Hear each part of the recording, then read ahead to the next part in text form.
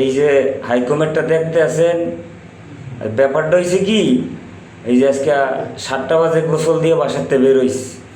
বাইরে আমার এক কাকা আছে, যাইতে আছে মোটর সাইকেলে, দিছে আমারে ডাক, গেছি। যাইয়া কয় আমার হাইকমেটের সমস্যা, যাইয়া এটা ঠিক করছি।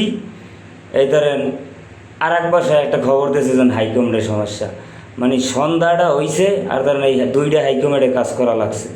ব্যাপারটা হয়েছে এই, আজকে লাইনে কাজ করছি, এটার মেইন লাইনে কাজ করছি। আয়রন আইসা প্রত্যেকটা লাইনে, এই যে প্রত্যেকটা লাইনে আপনার আয়রন আইসা জমে গেছে, এগুলো খুইলা ওয়াশ করলাম। সন্ধ্যাটা হয়েছে আপনার ধরেন, আর এই কামটা দিয়ে শুরু হয়েছে। তো এই সে অবস্থা, কাম কোন সমকিতে কী হইবে এটা কেউই বলতে পারে না। এই যে দেখেন, এটা সবে আমি সেটিং মেটিং করছি। এই যে অবস্থা, সব কিছুই ঠিক আছে। রাইতে খবর দিয়েছে, নগদাইয়া কাজ করে দিয়ে যাইলাম। এই সে অবস্থা কাজের।